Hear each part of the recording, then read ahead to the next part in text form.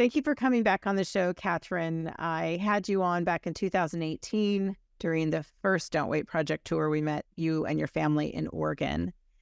And I thought it was important to have you back. So thank you for being here. Absolutely. We talked in detail. I talked with you, your husband, and your daughter, and about your oldest son, Jack, and his mental illness, something that you saw something wasn't quite right from the very beginning when he was even an infant.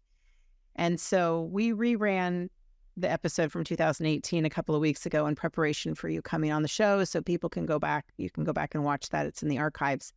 However, let's just talk for the people who may not have seen it and may not get a chance to see it before watching this. Let's give them an overview of just that kind of beginning that you've talked about on the show before and what you spotted early on and the advocating you had to do to get to a diagnosis and to try to make sense of this with your very firstborn child. Sure. Who is now, how old is Jack? He just turned 28. Okay, 28. So for 28 years now. Mm-hmm. So let's go back to the beginning, Kathryn. Sure. It was a pretty good pregnancy, although I gained a lot of weight. I'd been a vegetarian for a long time and rediscovered cheeseburgers. So that would be on me. Our delivery was rough. My ex-husband was in the Army, so we delivered at an Army hospital. And for anyone who has heard the derogatory term Army birth, this was one of those. So it was very rough from the get-go. Jack didn't sleep. We were often only getting a couple of hours in a 24-hour period, and those were not always strung together. So it was a very difficult first few months. He didn't crawl till he was almost ready to walk. Just some things were off. He's really smart. He started using words at about 9 months. And this was your first child, so you had nothing Yes. to compare it to, right? Right. Only the childcare jobs that I'd had. So, Which is always so different than your own. I was a nanny too, and once I had my own, I was like, now what do I do? Right. I pack a better diaper bag than you. Otherwise, everything else is new to me too. Nobody's telling you when and how and all of that. No. There were always small behavioral issues, even in preschool, and then kindergarten. I was talked to the first day of school after school, and basically every single day by every single teacher from then on. So it was very clear. What's an example of what they came to you about? Typically behavioral issues. Jack couldn't manage within a group sometimes, or he would say strange things. He got into a fist fight in the second grade, which may not seem significant, but it was with the buildup of that relationship. He spoke of werewolves, and that has carried through. That was in kindergarten, and he asked the teacher's aide, sorry, this one gets me a little bit, that he thought the other kids were werewolves. And of course they wrote it down, and I was talked to after school in very hushed tones. It was very concerning for them that he had said that. He still thinks of the outside world in terms of werewolves, and that tends to be when he's not safe, if he thinks he's being targeted or watched. So this wasn't imaginary play we're talking about. No. It was brought up by him in a way that was concerning to all who heard it, including yourself. Yes. And as a 7 or 8 year old, we had some neighbors that had 2 Weimaraners. They walked them every day, the same time. And he was concerned that they weren't really the neighbors with Weimaraners. They were people who were trying to make us think that, because they were going to come back in the night and kill us all. And this is as a child. So when you're starting to face some of this, and you've developed coping skills that I commend and I feel are remarkable. I don't know what it's like to be in your shoes, but having the conversation we did almost 7 years ago, 6.5 years ago, and the conversations we've had intermittently since then, and just following your story. You don't post about it all the time, but when you do, you're very public about it. You don't hide it. You're trying to be of help to others who might be experiencing the same thing. So when you go from the child who's, you're called aside daily by teachers, to how do you get help then? Where do you even begin? I'm sure that that's what some parents deal with today. It's like, where do you even start? And you were dealing with it 21 years ago. Yeah. 7. Luckily, there are usually resources through the school, and there are counselors and things.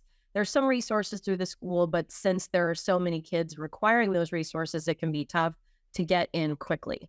If you're going to go see the counselor or the occupational therapist or the nurse or whoever, privately, thankfully, we had great insurance. My ex-husband, once he got out of the Army, he was in pharmaceutical sales. So we had great insurance. Start looking for psychologists, counselors to talk to, finding who does prescribing if we decide to go a medication route, who does that. And we are in a community, thankfully, that is rich with wonderful resources for developmental pediatricians and many services and creative services as well. My mom taught me to research really early. So this is something that comes very naturally to me, and I know other people feel stuck. So I feel like it's part of my mission to always be able to share the tribal knowledge, whether it's get a notebook and start writing things down. Here are some doctors locally that I have used. I'm not sure who's in practice, but just giving people little bullets of things to try when they come to me quietly and say, I read your post. I heard what you said. One of the things that we talked about too in detail, well, let's take a break. When we come back, I want to talk about your daughter, Lila. We had a conversation, and at first she wasn't sure she wanted to talk to me. Mm-hmm. And then she changed her mind and decided to share a bit of her story and her side of things. And let's talk about that when we come back. And just the coping mechanisms, you gathered the information, your research, but the way that you and your family have chosen to cope with it over these years, and what has worked and what hasn't. So let's take a break. We'll be back with Kathryn in just a moment.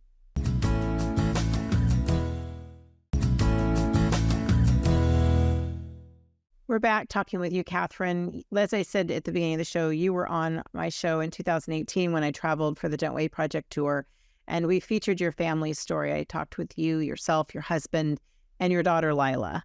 She had thought she wasn't wanting to talk to me, knowing I was coming. And then once I was there, she was listening in on my conversation with you and Brian, and I think decided to share her side of her story. And some of it was guilt. She had said at the time she didn't really want to talk about her brother, but she felt like it would help other people.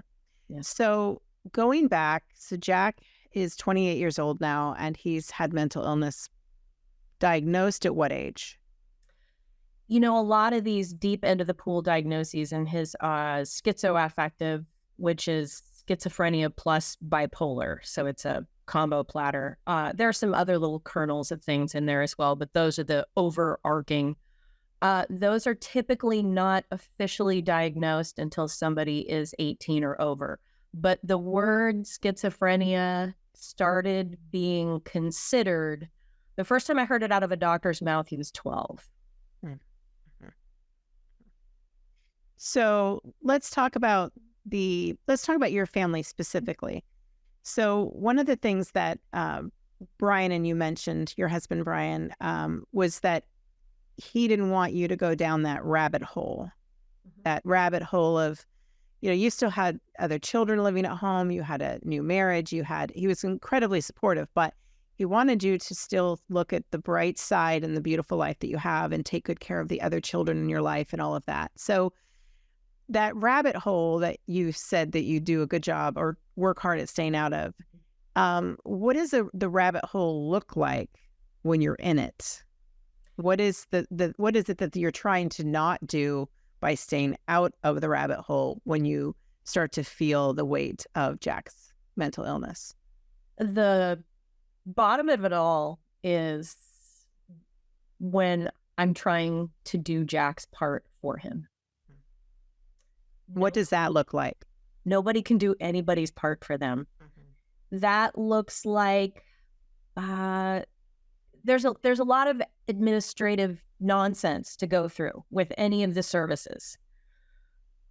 And it is hard to navigate for me, who is ostensibly a functioning human. I have to help him through that stuff. That is just, you can't give him an appointment at the Social Security office and expect that he'll have any of the documents, he'll show up on time, he'll know what to do, or he'll have the presence of mind. He may not be lucid. So I can help with all of that stuff, but I need him to go with me because he's over 18. I can't be him. So in a lot of ways, it's simply that. It's also when he calls and says, can I have $40?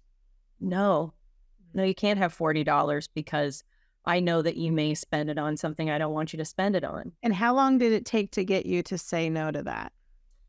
I will still occasionally, I won't give him any more than 20. That's my rule, because I figure he usually calls me when he needs something. So if he spends money on a hamburger or something like that, he's not going to have enough money left for alcohol and drugs to make it real worthwhile. So that's why 20 is my top limit. When he was 19 and I was in the rabbit hole trying to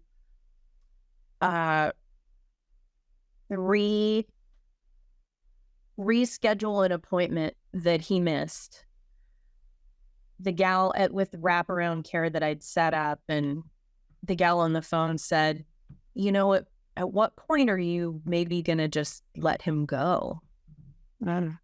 And I said, well, if I did, he'd be homeless because I'm trying to get, some sort of housing. And I think the lowest point is when your kid is one phone call away from homelessness.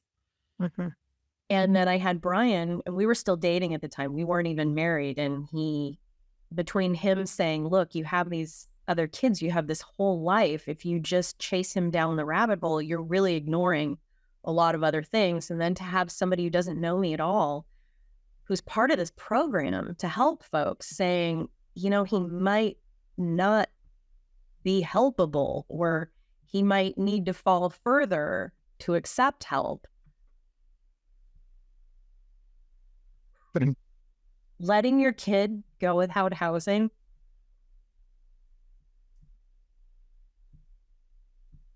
And that's one of the things that you've been open about sharing. Yeah. And when you share a post, and I read it most recently and asked you to come on and talk again, because you'd said something about, it's okay if you ask me about him, because if you don't, then it's like we've forgotten him. Exactly. And you talked about too, when he's in jail, you feel your best, you sleep your best, because he has shelter and he has food and he has resources. And that might sound incredible, like, what is she talking about to some people? But tell us from your point of view what that means for you. Sure. Well, let me be clear. If any of the other children is in jail, I will not be sleeping. So let's just be real clear on that. Sure. In terms of Jack, when you've got somebody that's on the street and not functioning mentally, they could be doing any number of behaviors, as we've all seen, and folks where you want to cross the street and walk on the other side of the street. It's when he is sleeping under park benches or wherever it is, it's terrible. It's not as scary in the summer because the weather, but as these cold, wet months approach, it just worries me on a daily basis. When he's in jail or up at the hospital in Salem, in the mental hospital, I sleep great because I know that he's got a place to lay his head. He's warm. He won't freeze to death, and he's got medication. And so that's where he is right now. And he was waiting in jail for a couple of months, and they have a bed now. So he just got moved to Salem. So what does that look like now then? How long does he get to stay, and what kind of help does he get? And does that do anything to prepare him for when he doesn't have a bed again, or is this a cycle that continues to repeat? This is a horrible repeating cycle. There's a great 6-part podcast called Lost Patients, ENTS, as in if you are a patient of a doctor. It's NPR, was KUOW. It's a wonderful 6-part series if you're interested in a greater look at the mental health system.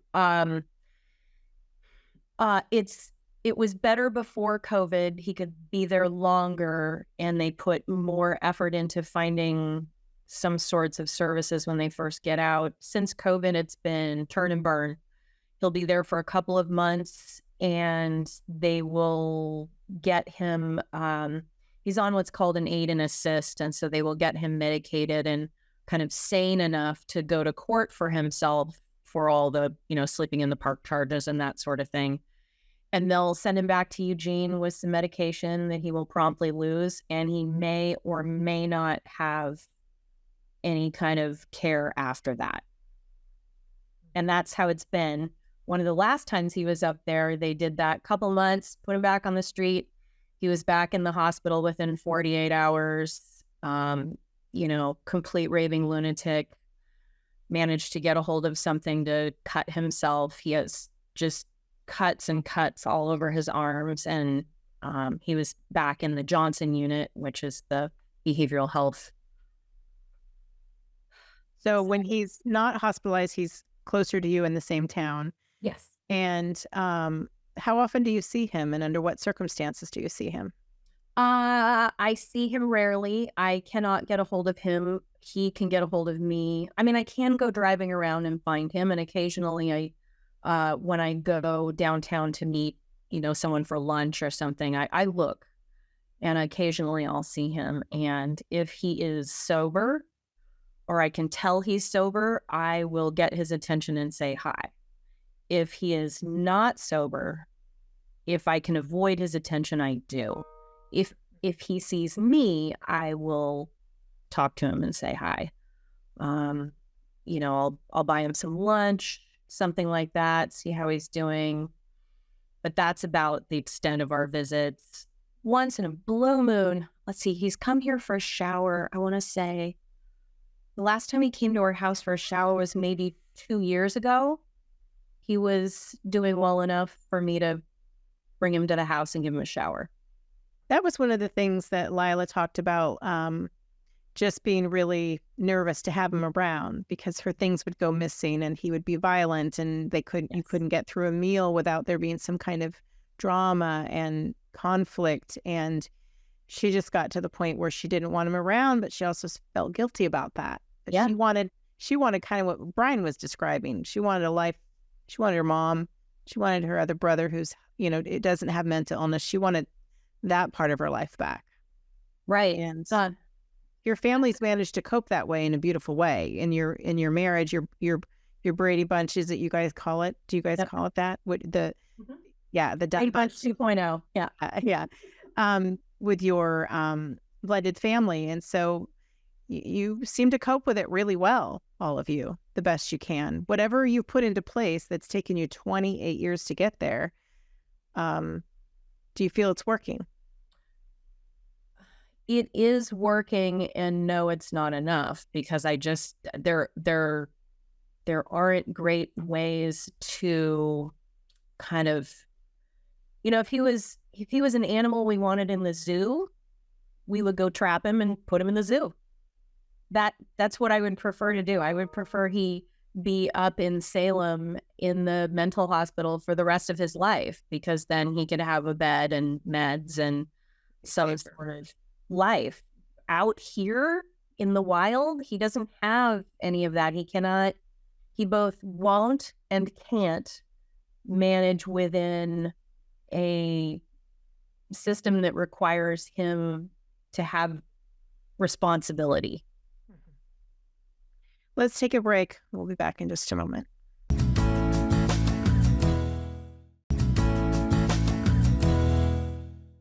Kathryn, thank you for being so candid and sharing the update to your family story. And one of the things that we talked about off air is that this has no end for you in terms, like, there's not some arc to the story that makes it more Hollywood-ish. Mm-hmm.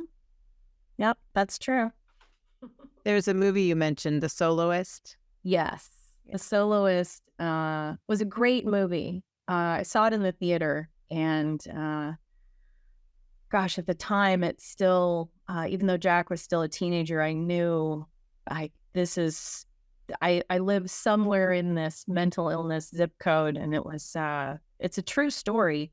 Robert Downey Jr. plays a journalist, and Jamie Foxx plays a violinist, and their relationship between them.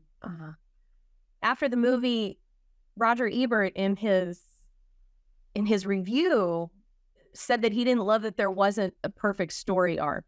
You didn't have all the elements, and then it didn't get wrapped up in a perfect bow at the end, which I didn't, but I wanted to write to him and say, well, of course not. Yeah. There's no story arc here. Mm-hmm. It's scripts being thrown at you consistently. Mm-hmm. Changes all the time. Yeah, and it never ends. Yeah. For the people who are watching and have a loved one, as you're describing Jack, and maybe they haven't sought help yet, or they don't even know where to start, what would be the one phone call they would make, no matter where in the country they live, to get started, to get the help they need? If someone is looking for services, I mean, the first place I might look is the police non-emergency number in your city, and ask them for some sort of crisis response team or other mental health services, and what is available in our city. What if my family member has a meltdown, and who can I call? Can I only call the police, or are there other services for me to call? Yeah, so maybe make that call now. Yes. To start to see what that looks like, so that you're being proactive and exactly, and maybe have to be less reactive later. And if there is a crisis response number, put it in your phone as a contact. Right. Okay. Well, thank you for your help. I always wish you the best. Thank you for your transparency and for being willing to help others. Absolutely. Thank you. Take care, Kathryn. You too.